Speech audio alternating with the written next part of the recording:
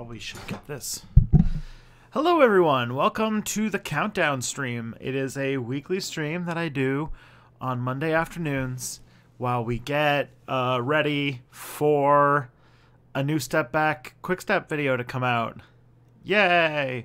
It's a sunny but cold April 1st. I can see Sir Zhao Zhao and Laura Tatum, Waldo Janse von Rensburg. Alright, that's pretty awesome. There's some, Laura, are you new? If there's anybody who is new to the stream, this is their first Step Back stream, please let me know who they are, because I want to welcome all of you new folks.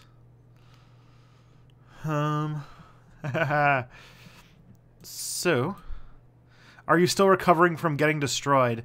Yup.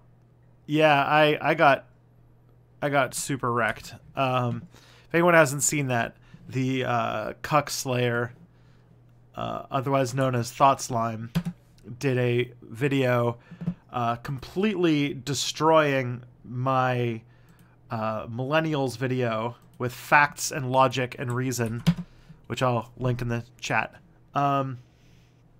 Pretty awesome. But yeah, that means I guess I can't really do much.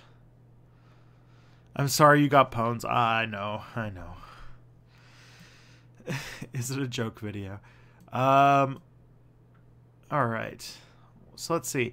So normally what I do in these streams is I hang out with you guys, answer some questions, chat for about an hour, and then at the end of the hour, a new Step Back video is born. And I've got one coming out at 2 o'clock. And you guys get to hang out with me until it happens. That's basically the premise. A couple things of note that I probably should mention is that there is not going to be one of these next week. I can't... yeah, that's just gonna have to happen. I'm actually traveling next week, so I won't be able to do it. Sorry. I'll be traveling for next week. I'm gonna try to get a quick step video out. I'll have to finish it by Friday, but I'll try to see if I can do that, and then we'll see what happens about getting one out the Monday after I get home too. It's gonna be a bit of a tight squeeze, but I feel like I might be able to make sure that you don't miss any quick steps, but there won't be any streams next week. That's for sure. Because I will be enjoying the wonderful tropical loveliness of the Yucatan in April. Hello, Thassel. Thank you. Welcome. Thank you for coming back. So, we've got one question already. When Switzerland let towns vote on granting citizenship to people, it was harder for people of color to get citizenship. How do you stop direct democracy leading to discrimination like that? Jeez. Start with the easy ones, huh?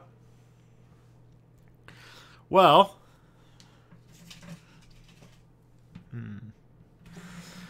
I think that the first thing that we have to start with is the idea that xenophobia is somehow...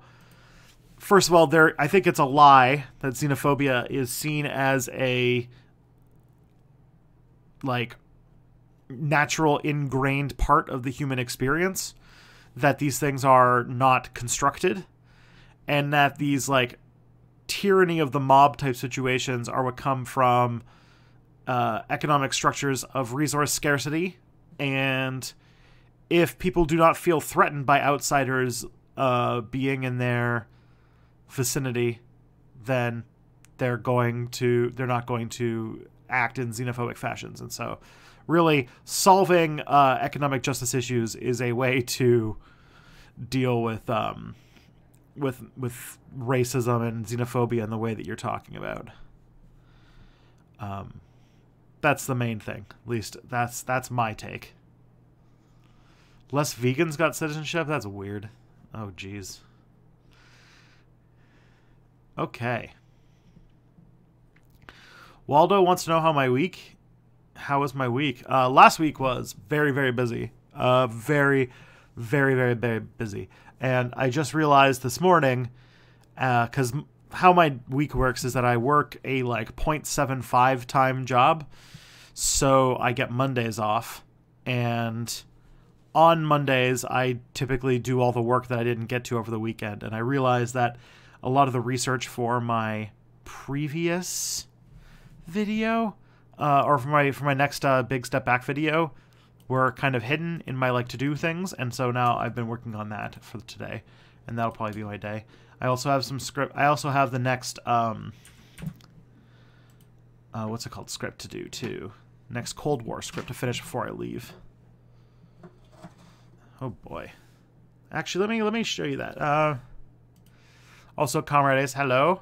Mia was awesome. More Mia. Yes, Glitch42. Mia was awesome, and I definitely want to get her back for future streams. That was a great stream, and she's a great guest. So, and perfect for the step back audience. Let me just I was going to look for something. Oh yeah. There's another thing, Waldo. Since you're asking about my week, I've been working. So I've been working with the people who run Kings and Generals, because they live actually pretty close to me. The two guys who run Kings and Generals. And they are starting a new channel, or they're starting a new channel that is just taking off recently. And it's about the Cold War. And it's a Cold War history series, kind of in the vein of like the Great War. And the first one that I have written is up. So if you want to watch it, that is the link. And the comments are pretty nice for it so far. I think it was possibly one of the most fair takes on the Cold War ideologies that I could do, and I was pretty happy with it. So now that that's up, you see what kind of work I'm doing. But that's some freelance work I've been doing. And I got one more of those to finish this week before I leave for Mexico on Saturday, and I'm pretty pumped for that.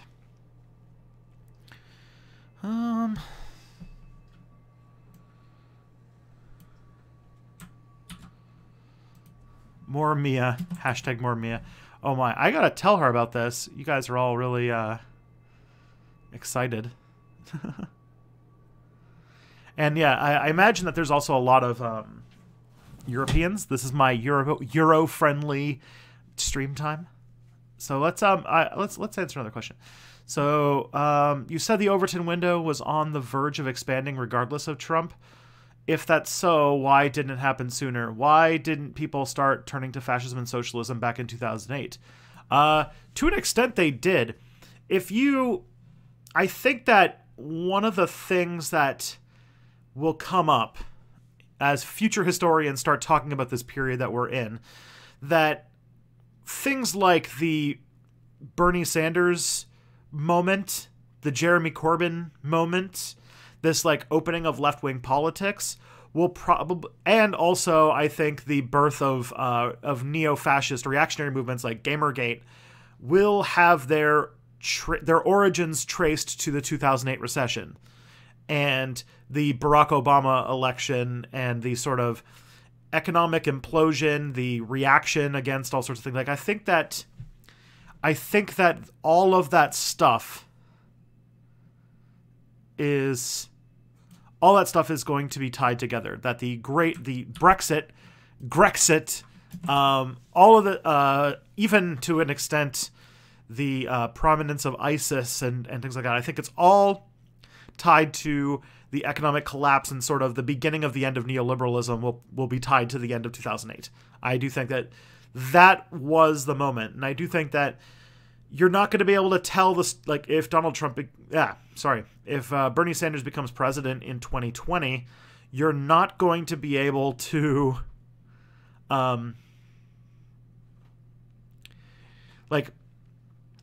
if Bernie Sanders becomes president in 2020, the story is going to have to start at least a little bit with Occupy Wall Street. Like, I do think that a lot more millennials who were just getting into the workforce and then had all of their economic hopes and dreams smashed in their face with the recession, that made a lot of people open the Overton window, because to them, like, liberalism failed because it's kind of on its death note. So that's why.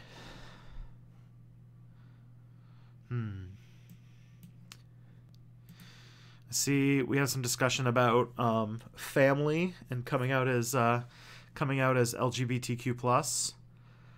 I do think that I have a story kind of related to that, but maybe I can get to it at a different time.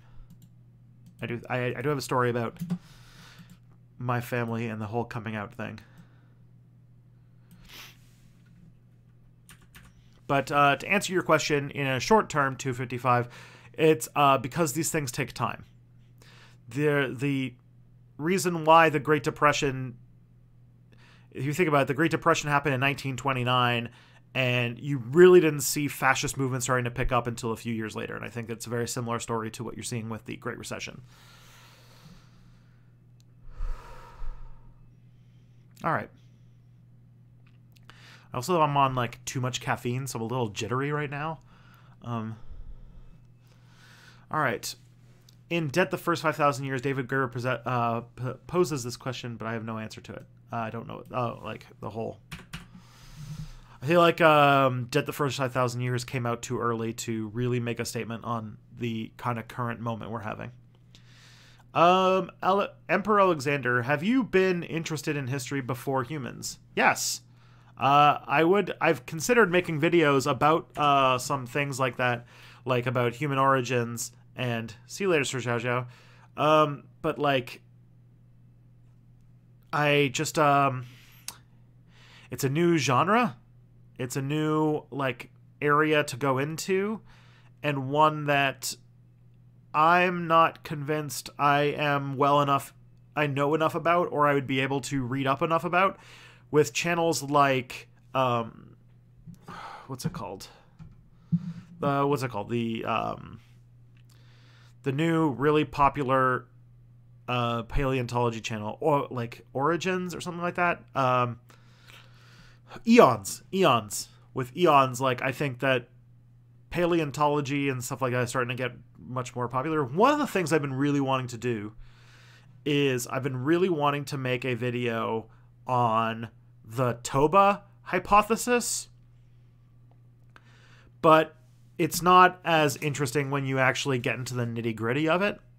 But I really like the concept, because like one of the things is like, hey, so the Toba catastrophe hypothesis is that we are a post-apocalyptic species, and early on in the sort of hominid period, there were multiple different species of like, you know, like semi-related to humans as we know them today. But but for some reason, compared to like us, our species, compared to other animals, we're actually very genetically similar. Like there's this whole talk about race and like how all of like the different skin colors of people are somehow very different from each other, when like if you look at humans biologically, we are, compared to most other animals, very genetically similar. Like astonishing genetically similar. That's why you don't see, like, for example, like with dogs, you don't see like humans that are like 2 feet tall versus like 10 feet tall today, because our genetic code is our genes are actually pretty tiny. And so where we are, and so the Toba catastrophe hypothesis is that we are living in a post-apocalyptic world where sometime, I think roughly about 30 or 40,000 years ago, there was a massive volcanic eruption that wiped out most of humanity. And that the few who survived were so, like, there were so few humans left over that those who survived and became the progenitors of the human race as we know it today were all fairly genetically similar. And so that's why humans have less biodiversity within the species compared to even dogs. And that's why humans are virtually indistinct. The difference between two chimpanzees is much larger than the difference between two humans, for example. And they think that it had to do with Toba, which was it's a volcano that went off around the time we saw a huge drop in the human species, human population.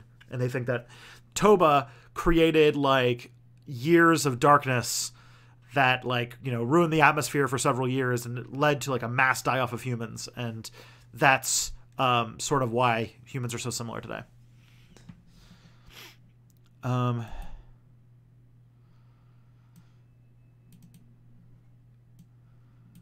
So, did maybe people start turning towards fascism back in 2008, but we didn't notice because we were comfortable?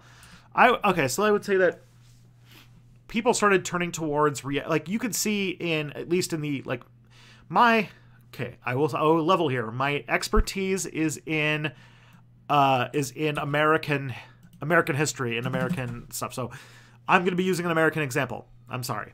But you started to see after 2008, especially with Barack Obama's election and the recession, with the sort of collapse of the Republicans after the Bush administration, a more and more reactionary backlash against any and all changes, because there was the whole Mitch McConnell push to make sure that Donald Trump or that Barack Obama is a one-term president, and that you started seeing that. You started seeing media outlets becoming more reactionary and militant. As a historian, for my American Studies Masters on Islamophobia, you see in this period around 2008 a shift in Islamophobia, where Islamophobia goes from being more of a phobia, like a fear and an anxiety about Muslims, and you start seeing shift into a hatred and out and out, much more strong racial prejudice and hatred towards Muslims. And you see that happening, and you can see it in things like the 2009 incident of Americans, the 2009 incident with the quote-unquote 9/11 mosque, if you remember that. So these kinds of stories coming up, the anti-Sharia, pointless anti-Sharia laws put in these rural places in America. So you do see the beginnings of a reactionary movement. If you also should read the book American Fascists, which is a book that shows about how the American right have been tiptoeing towards fascism as sort of the neoliberal project started to get worse and worse and worse. So this has grown into more of a thing. And then I think the sort of spillover point, and this is my own theory, and I think that it was Gamergate that really boiled over the hate, the reactionary movement. And then with Gamergate, there was this realization that there was a larger movement of reactionaries that could bond together. And I think that is responsible for things like for not only anti-feminist, anti-SJW bullshit, but the then march of the far right and the rise of actual Nazis and things like that. I think that you can see that there is a process going on that comes out in these different things. But even though Gamergate itself, in the long span of history, wasn't that important, you can definitely see it as a moment where the far-right reactionaries are able to get a platform, because, think about it, several far-right, neo-reactionary fascist political pundits got their start in Gamergate. For example, Carl Benjamin, who lives in... Carl Benjamin, the Swindon-based neo-reactionary, he got his start through Gamergate. And I think that a lot of Gamergate... Gamergate created a platform for reactionaries that then spread to a disaffected group of people who that then they like kind of gathered around that identity, and that built into what became like the new kind of far right Zoomer identity. Even though I found out that Carl Benjamin's actually a Gen Xer, but whatever. But sometimes the thing that sets off the chain reaction of big political movements isn't big in and of itself. Sometimes just getting arrested for, being on a bus can spark like a movement that was already growing into becoming an even bigger one.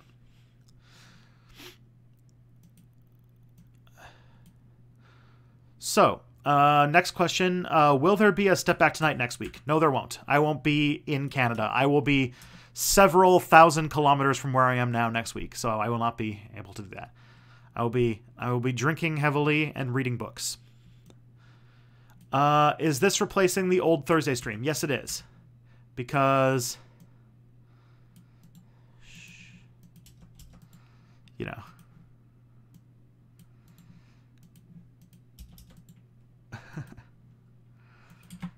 all right. River Rant. I have too many tabs open. I am sorry. Where are we? All right, let's get rid of this one. Let's keep that one. Get rid of that one. All right. Just wanted to see how many people were in the chat. There's 35 of you. That's awesome. Okay. What are the chances of Lord Buckethead taking over as PM when Parliament dissolves and then Brexit will mean leaving Earth? I think I'm missing a few steps in that one. I'm sorry. Michael Kirshner. Hey, Michael. How you doing? That's all. Let's see what your question is. To what extent do you believe that bankers can artificially delay and accelerate an economic crash? Is it too crazy to believe that they could artificially keep the economy on life support? Well, Michael, I think you saw. The thing is, like, bankers have things that they can do to try and make the economy work better. Like, generally, like, bankers, or especially, like, central banks, with their ability to adjust interest rates, can to some extent try to manipulate the economy. But as we saw during the financial crash, that like in the United States, the Fed kept its interest rates like really, really low for a long period of time, which was supposed to be the thing that solved the recession, but it didn't. It just kind of kept people, like banks, no matter how low interest rates were still not lending money. And so that shows like, even though they do have some abilities to do small tweaks here and there, it's very limited.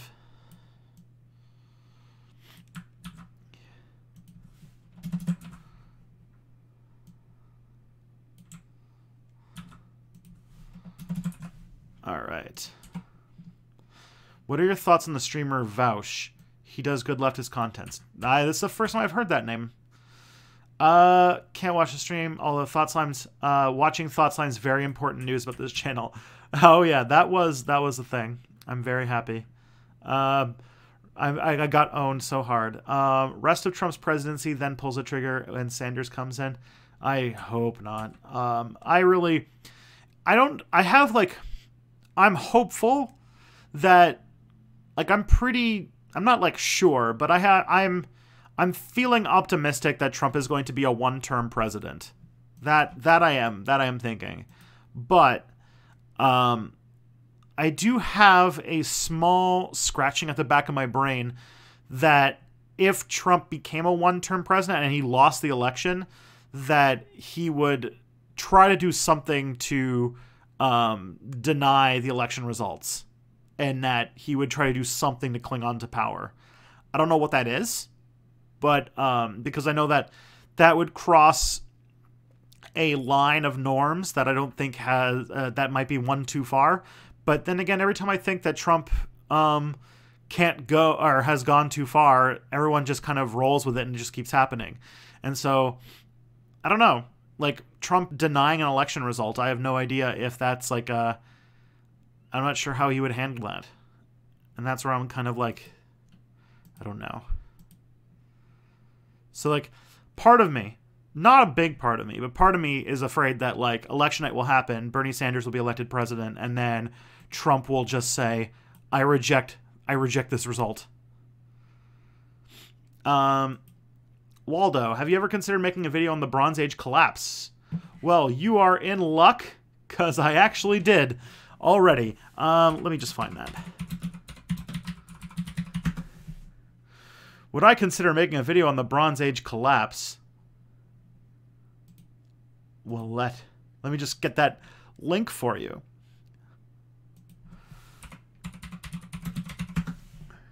Haha. I love when this happens. I love when someone's like, hey, you should do a video on this subject, and then I already did. It's great. Here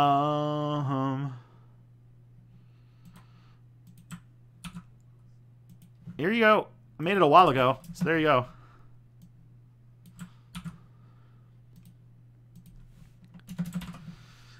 Okay.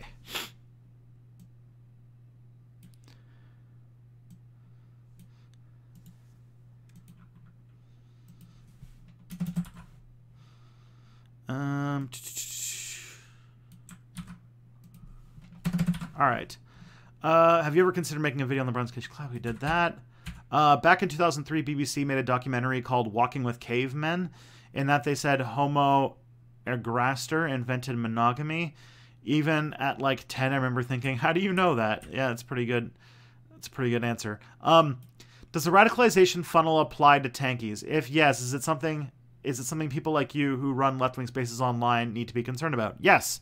This is why I imagine a lot of left-wing people on YouTube have a feeling of responsibility over what they say and do things like say, hey, don't commit acts of violence because that is terrible and you know, life has value, and that's why you should challenge tankies wherever they are. And that's why if you ever see like movements like that, you should be a lot more you should be aware of where you sit. You should be aware of the audience you have and how the words that you say can affect people.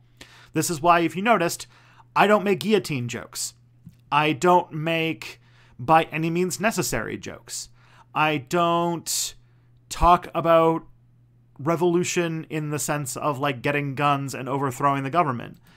I think that those types of thought patterns are not only counterproductive, but they are dangerous. And that's why I do not say these things. That's why I don't do them. Oh, gosh. I see Thought Slime has showed up. Surprised you can show your face after the ownage I dropped on you. For sure. If I hadn't had this plan already, like I had to drink a whole lot in order to just get my nerves calmed down for this stream. This is just me after lots and lots of drugs. I don't know. I don't know how I continue. I mean, it's true. Like, I never really thought about thinking about Venezuela and how Venezuela shows that socialism doesn't work. I just never, like, considered it before. All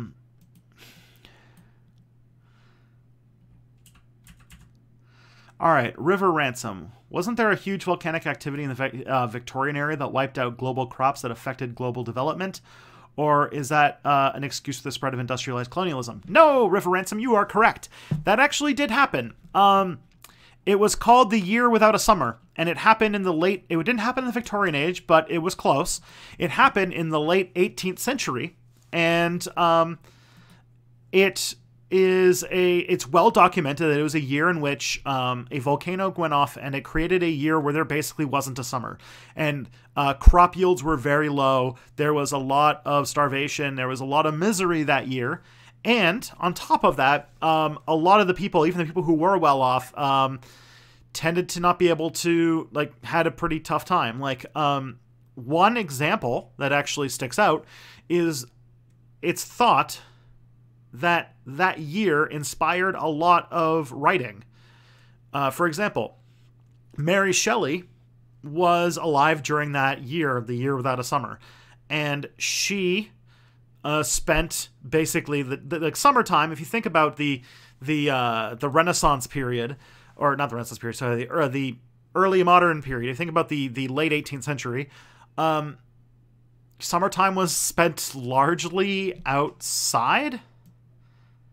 And so when that happened, when you spend an entire summer inside, you do stuff like write a book about bringing someone back from the dead, which was Mary Shelley was the author of Frankenstein, which is considered the first science fiction novel and also the birth of the Romantic period. And so like there is something to that, and I do think that it is a cool little story that there was a volcanic eruption in the 18th century that pushed that kind of stuff. What is your opinion on anarchism? Well, Polish Socialist, I like it. I subscribe to their newsletter. I like a lot of the philosophies put out in books like The Conquest of Bread. I do feel like there is... The year without a summer was 1816. Well, there you go. That's still before the Victorian age. But yes. Anarchism is a very good ideology. I think that we should be entertaining ideas of radical anti-authoritarianism, and also on top of that, I don't think that a leftist movement can succeed without conscious effort to dismantle the state and to create a non-hierarchical, non-state society. Otherwise, you just end up with Stalinism, which was almost indistinguishable from fascism. And so you cannot get rid of capitalism without getting rid of the state at the exact same time. Otherwise, you're just going to have oppression by another thing. And you really need to take down hierarchies in that way. And so we need to expand our imagination. And anarchists are the only political ideology that tries to imagine what a world could look like that doesn't have this construct of the state. And there's such a... It's so strange because it is an entire field of political thinking that, like, it's almost as... I'm trying to think about how to... like, it's why there's so much diversity within anarchism, is because literally all thinking that has no state is anarchist. Or, except for, like, anarcho-capitalism. But in that sense, there is just, like, not a lot of room for how people think about how we can organize society without the state. And that's why I think it's a very useful process. And I think that anarchism, especially as a moral North Star, like, I'm not a person who is super convinced that we are going to have no state, like, in my lifetime. But I do think that having that pushing towards less of a state and towards more socialism at the same time are the right direction to go, and do anything you can to make that happen.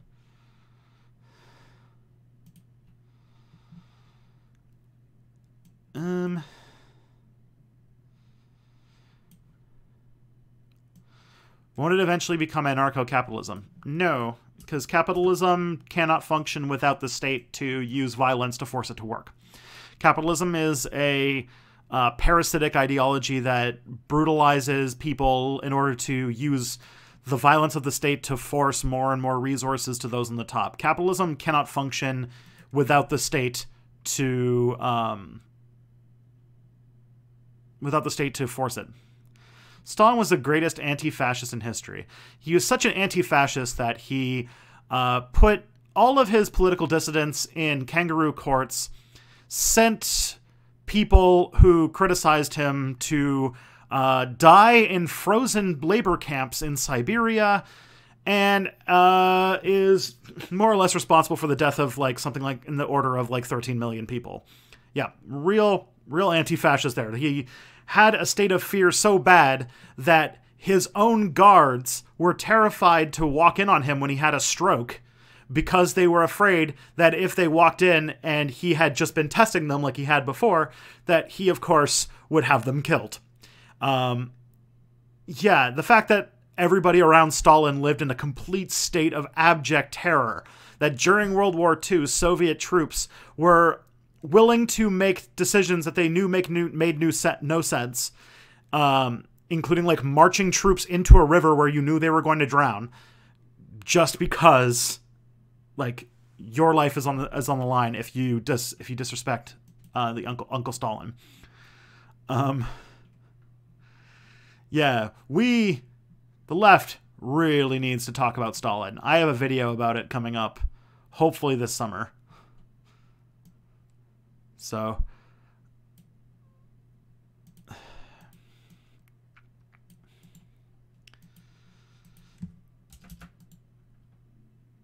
all right.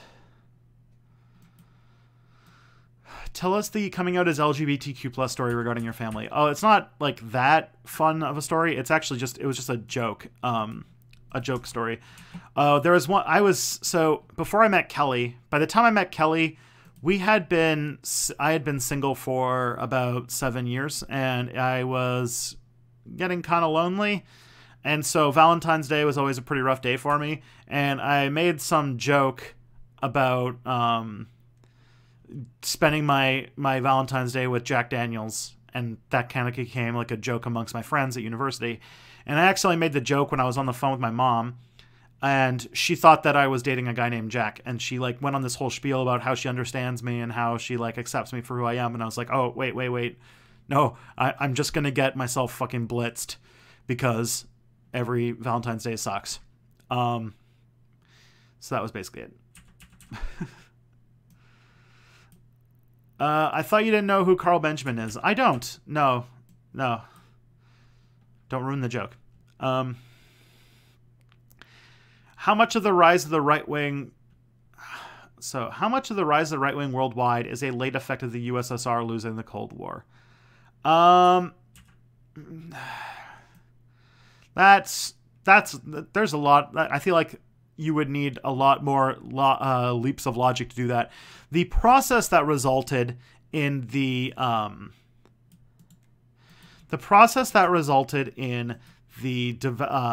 sort of rise of the radical right in the 2000s, if you can trace its origin as far back as possible, I would say it is the 1970s, and it is the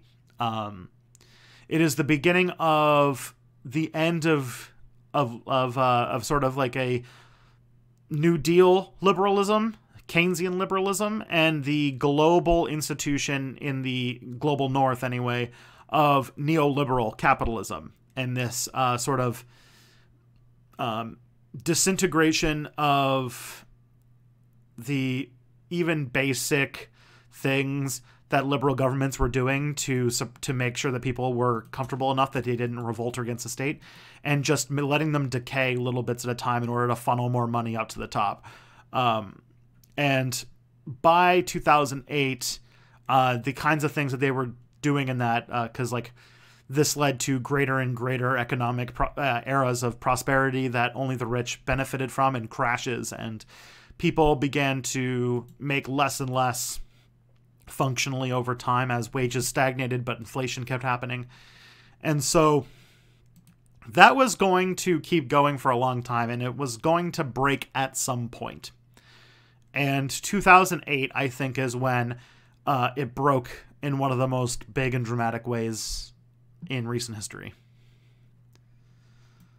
So you could trace its origin back to like the neoconservative, neoliberal movement, which was when sort of this backlash against the New Deal happened in the early 70s. Have you seen Non-Compete's video? Like on the radicalization, the sort of Pewdie pipeline? I haven't seen part 2, but I have seen part 1. I'm a little behind on YouTube videos at the moment. Will you do something about the state of Denmark someday, since it's Bernie's favorite country to highlight, even though it has issues? I don't know. I actually, like, I could not tell you how little I know about Denmark. I know where it is. I know that it's probably a lot better off than us, but honestly, I don't really know all that much about Denmark. I don't really know much about European history. It's not really like my strong suit, I'll be honest. So I'd have to like find a very convincing story that would make me like really hit a lot of books to like get myself into a position where I could, you know, feel good about talking about something to do with Denmark. I feel like people who know about Denmark should talk more about Denmark. Is it possible that the Turks killed the Armenians and the Greeks due to popularity of communism in those regions? No, that had to do with ethnic cleansing. Nice try. Comrade Ace, do you think democracy will slowly be faded away? I think it already is fading away. We're seeing it more and more every year. Okay, I think I'll do a video on Denmark myself, as it's sliding towards the right and not really such a socialist utopia. Yeah, go for it. Go for it. I'm an American historian, so that's my center that I kind of branch out from. Travis the Cancer Pill, do you believe that... Sorry about that. Do you believe that society at large will never fully embrace leftism as a result of Gen Z being more reactionary? I don't know. I think that socialism is one of those things that, you know, it just needs to be given a chance.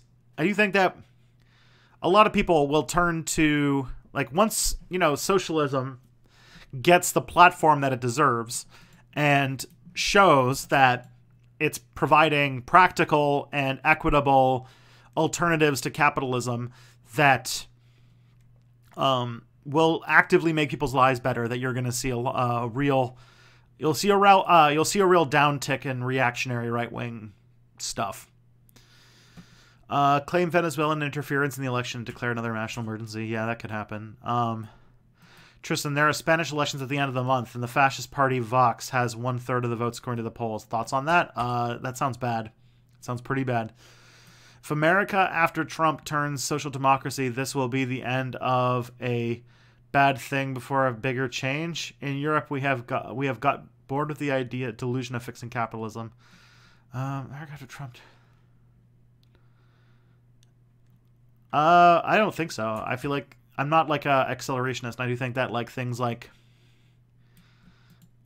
I do think that that is like more of a thing. Like let me just read the question again. I don't like the idea of accelerationism because as a white dude, I'm not going to be the one who suffers the idea of electing more worse right-wing governments in order to push socialism, because that results in violence and death for people who do not look and live like me, and I do not want that to happen to them. My high school career has lasted longer than Catalonia. Well, okay, whatever. Some tanky nonsense. Why did you say it was probably untrue when I told you about the scandal involving British Muslims trying to push their religious rules in schools? I mean, you can read about it in The Guardian. Just because I hadn't heard about it, but like there are a lot of stories like that that are basically about Muslims are trying to do this and that, and like oftentimes they're either full of shit or they are grossly misrepresenting something small, and so that's why my first instinct was it sounded fake, because it wouldn't be the first fake story, although, you know, because like I can't read all the news everywhere, so I did not know that it was a thing that actually happened. And even if it did, I imagine that you'd have to look into the details to see what the story actually is, because far too often it's really easy for journalists, even sometimes The Guardian, to sensationalize Muslims are trying to do this in order to you know get more clicks and get more attention, but at the expense of, you know, further perpetuating dangerous stereotypes about Muslims. Tops on Thomas Sankara, maybe a future video on him. I get a lot of requests for videos, yo. You would have to make the pitch to me. Let me see. Thomas Sankara. Oh yeah, this guy, the Marxist Pan-Africanist guy, the African Che Guevara. Maybe. I feel like, I don't know. I'd have to see what his story is about. to be honest. I'm going to be making one video a month going forward, and I have my schedule pretty much planned out until like almost fall of 2020. So it would have to be, I'd have to either put at the end there or stuff something in, and I'd have to be like really, really inspired to make something about somebody. All right. Do you think sci-fi is a good medium to introduce people to radical politics? I think I first found out what anarchism is reading Ian Banks. Yes. I think science fiction is a really great way to... I think science fiction is an amazing way to engage with ideas and removing them from their current sociopolitical context in order to explore the idea sort of hermetically sealed off from the world. And that's why I think, like, when you think about like Star Trek and stuff, all of a sudden like very left-wing ideas seem very appealing to people because they're just divorced from the context of our current like Cold War propaganda model, and by the capitalist propaganda that we live under day in and day out. And that stuff like that, it lets us imagine new realities that really we can't in our own thing. And I think that science fiction is a very good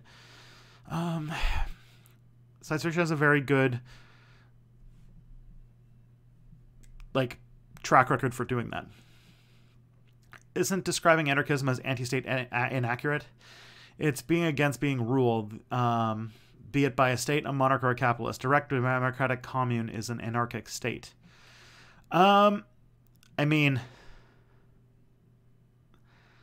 that anarchism is definitely under the label of anti-authoritarianism to its extreme, to its extreme parts. So I don't know. I was speaking colloquially. I haven't like written the dictionary definition of anarchism, but I do think that investigating non-state modes of organizing society is a useful thing that anarchists tend to be the people who bring to the forward. So that was my statement. I don't know if I'm not sure if a direct democratic commune is an anarchic state. I feel like I'm not sure. I don't know. I'd have to. I'm not a political philosopher, I'll be honest. Can Marxist-Leninists name an instance where full communism has been achieved through the ideals of Leninism? Probably not. Can anarcho-syndicalism perform the useful functions of the state if it admits to being political? Yes. And it has in the past. Juche or Mao's Red Book? I actually, neither, but I do have a copy of Mao's Red Book that a friend of mine, it's in this curio cabinet kind of down there, but it's one of the first editions in English of Mao's Red Book that was the first English translations. And my friend was on a trip to China, and he bought it for me, and I think it's really cool. A little piece of history. Listen, Sir Zhao Zhao, you understand that Poland was coming right for the Soviet Union, just like Finland. Finland was going to be attacking the Soviet Union, and that's why the Soviet Union needed to invade it and conquer it. Like, don't you understand that the Estonians were coming for them? It was all, and also all those people who died, all a Western myth, all of it. Especially those people who died. They both deserved it, and it was a myth. All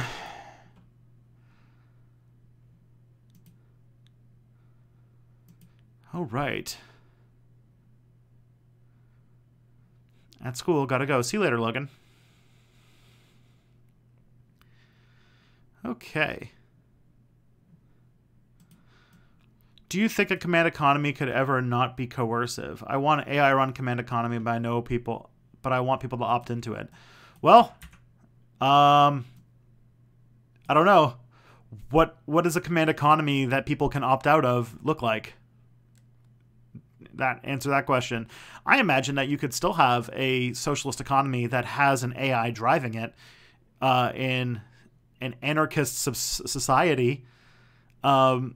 you would just need to, everybody would just need to agree to do it. But if it's a command economy, like command by like its very things has like centralized diction, and I don't know if the command economy would work in that way.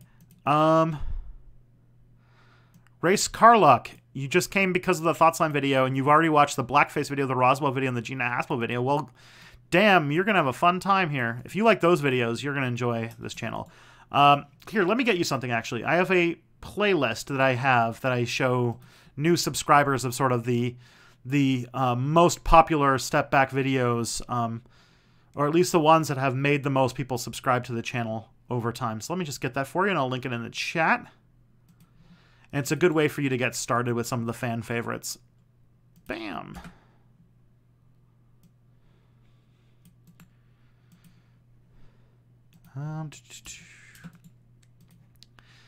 Is Gen Z really reactionary? I keep hearing that, but I don't know why. Discord. Is My Canary Islands video not likely to be made until before 2021? Probably not.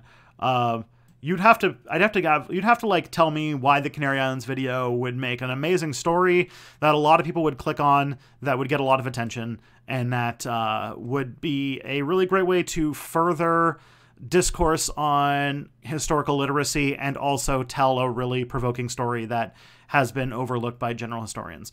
That's like the value message of what I want to do to get a successful step back video. And that's the pitch now, because I have so many video ideas given to me daily that I need to be really, really picky.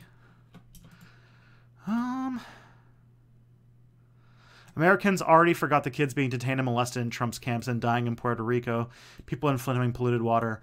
Can they wait till 2020? I mean, no. That's why we should be activists today. But honestly, like 2020 is the closest time that we can hope to get things overturned. With the way that Americans' political structure works right now, you would just be in the situation where, you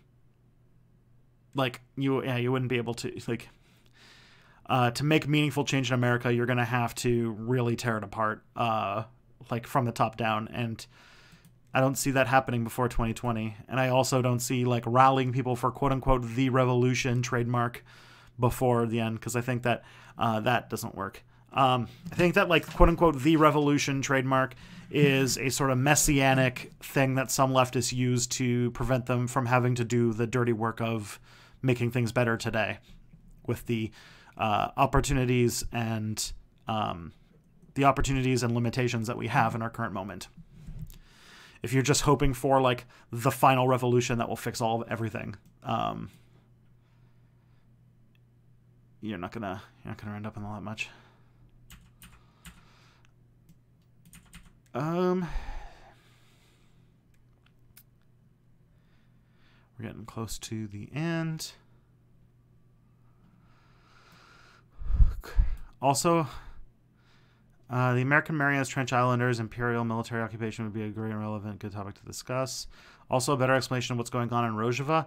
I feel like Rojava, since it's a thing that's happening right now, I feel like, American Johnson seems to be on top of Rojava at the moment. I don't know if I'm not sure. I'd have to think about what my statement on that would be at the moment. I'm not exactly sure. What do you think about the Lukashenko-Putin alliance that could unify Belarus with Russia? Judging how this is the first I've ever heard of it, I really can't. I can't really speak to it now, can I?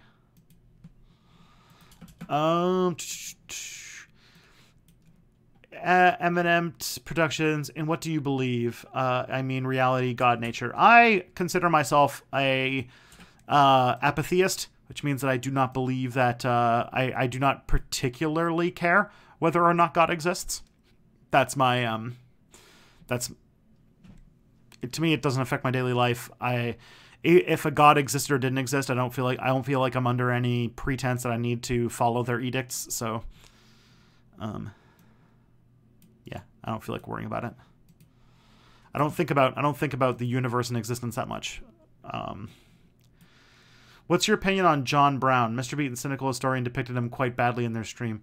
Might you have a different perspective? I like John Brown. He's a great figure about like anti-radical or radical abolitionism. But also, I haven't like done the work of like reading tons of books on him because that's pre-Civil War. That's not like my strong suit, but I'm sure I will probably... John Brown's story is pretty inspiring, so maybe I'll take a look at it. Have you heard of the 1995 Norwegian rocket incident? Before I asked about it last week? Nope. I still haven't heard of it.